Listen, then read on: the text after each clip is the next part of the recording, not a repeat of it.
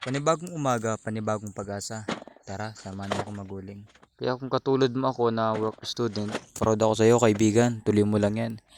Huwag kang mahiya sa mga ginagawa mo kung alam mo naman na tama at walang mali sa ginagawa mo, tuloy lang. Sabi nga ni ay, kung may gusto, may paraan. Kung ayaw, may dahilan. Yun yung mga line na lagi kong natandaan sa sarili. Minsan, kahit na napapaisip ka na parang ang hirap. Kaya ko kaya? Kaya mo yan kaibigan. Bibigyan pa tayo ng Panginoon ng pagsubok kung hindi natin kakayanin ito. Yan ay ang pagsubok ang nagiging susi sa tagumpay. Alam mo kung bakit kaibigan?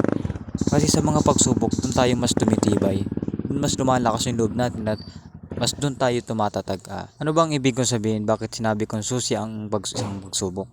Sapagkat isipin mo kaibigan, binigyan ka ng Panginoon ng pagsubok. Bibigyan ka ba ng Panginoon kung hindi mo kakayanin? Binigyan ka ng Panginoon dahil alam ng ating Panginoon na kakayanin mo yan.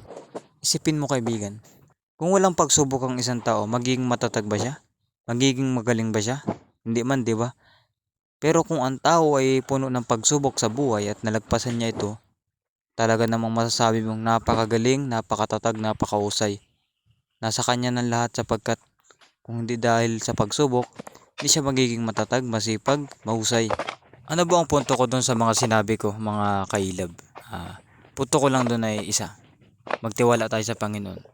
Sapagkat galing ang pagsubok sa Panginoon. Mamali lang tayo mga kaibigan. Pag nalagpasan natin yung mga pagsubok, magugulat na lang tayo at mapaiyak. At mapasabing, thank you Lord. Ano ba ang pinakang punto ko sa video kong ito? Ang punto ko sa videong ito, ang buhay ay parang uling. Bakit mo ba nasabi na ang buhay ay parang uling? Sapagkat ang uling ay isa rin sa mga gawaing napakaraming proseso na parang buhay ng tao na napakarami din proseso. Isipin mo kaibigan, sa pag-uuling o sa paglulukad, pag ginawan mo ng maayos at malinis mong ginawa yung iyong trabaho, mas mapapabilis, mas magiging maayos ang resulta. Ganun din sa tao mga kailab. Kung ikaw ay isang taong matyaga, masipag, may pangarap sa buhay at ginagawa mo yung mga gawain na alam mo namang tama at di mo dapat ikaya, tuloy lang.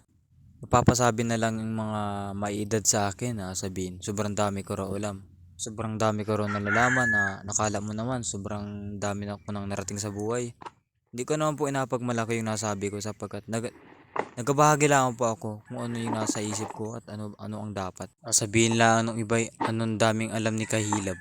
Sabi nga na pag marami kang alam sa buhay ay hindi kagailaban at malayo ang iyong mararating sa buhay. Kaya kung marami ka nang narating sa buhay at napakalayo na ng narating mo, proud na proud ako sa iyo. Iniidolo kita kaibigan.